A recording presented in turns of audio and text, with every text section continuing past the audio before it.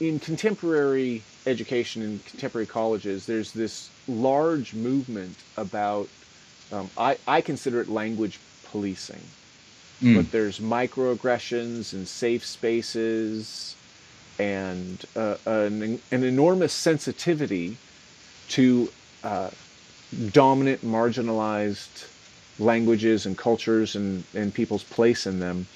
right. How do you see that unfolding and relating to philosophy, and what does Ayn Rand have to say of just, Oh, again, these small questions? yeah. Um, I'd say right now we are, with respect to that phenomenon, that's third generation postmodernism. Uh, so what you have in the first generation postmodernism is some high theory. Right? You have a large number of people who are very well educated. One of the striking things, for example, about the leading postmodernists, Richard Rorty, Lyotard, Derrida, Foucault, and so on, is that all of them are philosophy PhDs, and all of them in their graduate school are getting at very good schools in Europe and the United States a first-rate education in epistemology. And it's really the rigor and depth of their understanding of where epistemology is at a very skeptical moment that gives them the power and the stature, right, that they have. So what you then have is a movement that says, okay, we can't know the truth, right? In fact, we should really just stop talking about truth. That there maybe are truths, and so we relativize the concept of truth, or we take the notion that truth really is a subjective, right, projection, right, on a possible reality, right, that is out there, and that is integrated then with the politics, right, because all of the leading postmodern thinkers in the 50s and 60s, when they're coming of age, they are young men and young women. All of them are Marxist or very close to, right, being Marxist. And what the Marxism then adds is this strong adversarial stance toward the world, an adversarial stance toward what's taken to be the dominant culture, a breaking down of culture into subcultures, each of which has its own, so to speak, narrative that's in competition and contradiction to the narratives, right, of other elements of culture. But since we are skeptical, we don't think that rationally we can sit down and have a good discussion and work out what the truth is. So instead, all we have is people strongly committed to contradictory value systems, and then no possible way of rationally, right, reconciling them. Right. Okay, so that's first generation, right, postmodernism, and then as that then gains more adherence, right, among young people who then are university educated, they then, some of them become professors themselves in the next generation, or they go on to careers in intellectual life or in the arts community and become influential there. Right, one way that comes out is in saying that, well, if we are skeptical, right, nobody really knows the truth, but there are dominant narratives, and then there are weaker narratives that are marginalized, then what we should do is, and this would then be a second generation thing, is push for a kind of equality, right?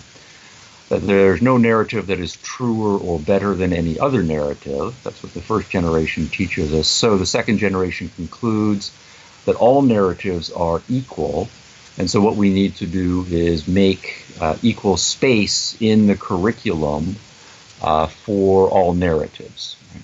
And so that then means, if you say we're going to have the students read, I'm just making up a number here, right, 100 books over the course of their university career. Right now, right, 80 of those books are written by dead white European males, right, for example, and only a minority right, of the books are being written by women, members of racial minorities, ethnic minorities, right, and so on. So in the name of kind of diversity, equality, fairness, and so on, what we should do is have a more equal representation of all voices right across the curriculum.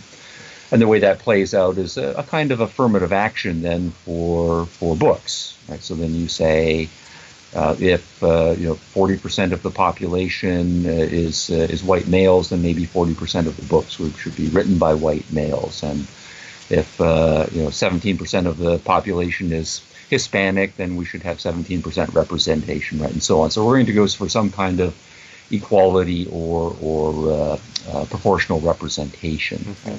Mm-hmm. And you see that manifesting itself starting in the late 80s on through the 90s, early 2000s, right, and so on. By the time we get to the third generation, the last 10 years or so, that then starts to shift for a couple of reasons. One is that you then get just demographically a higher percentage of people who are now professors whose careers are based on teaching the previously underrepresented books in the curriculum. And so that's what they know, that's what they're interested in, that's what they think is true, and or important. So they're interested in further advancing the course of those books and those ideas in their curriculum. And they're not that interested in teaching the other traditions and the other perspectives. Some of them are, of course, just ideological teachers and not really professors in the best sense of the word. But also, and this is perhaps an Ayn Rand insight, and behind her a Nietzschean insight, that one of the things that those who are on the weaker side, those who think they've been alienated and oppressed learn to do because of a certain kind of altruism. We can talk more about altruism and its varied uses there, though, is that what we need to do is not push for a kind of equality between strong and weak, rich and poor, powerful and powerless, but rather give special preference to those who are on the losing end of various social forces, so to speak. That we should actively sacrifice the stronger for the sake of the weaker, sacrifice the richer for the sake of the poorer, sacrifice the oppressors, and then on behalf of the oppressed. And what this then means is that we get away from equality as the standard to a kind of compensatory justice, as the standard, where if you think that the rich and the powerful and the smart and the strong have been using their advantaged position to damage, harm the interests of the weaker, then it's perfectly fine to sacrifice the stronger for the sake of the weaker. And once those who are in the weaker, alienated position, realize that they, so to speak, have this tool, or weapon, at their disposal, that they are owed, and that people who are in the advantaged groups feel guilty because they've been taught to feel guilty, about all of the advantages, that they have.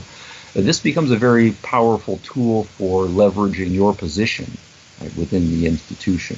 So then you can start saying, no, it's not just the case that we can't say that conservative voices and liberal voices are equal. They're all just narratives, and so we should have equal space. We say, no, the conservative voices have been dominating in our culture, and so it's time for them to shut up for a while, and we're only going to hear voices from our side of the equation.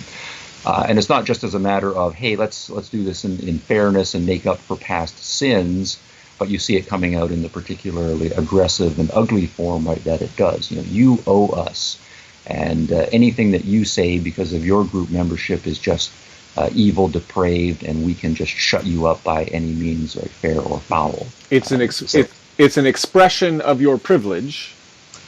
Yes, that's right. And you must check your privilege. You must. Sure. That's question, use the guilt that you're talking about to question your own thinking and your own right to speak it. Right. And so those who have privilege, they don't have equal rights anymore. In fact, they should just shut up and go away and be silenced. And that, of course, is a power play, but to the extent that it works, it means that your side then has more control over the institution, whatever institution you're talking about. Mm-hmm.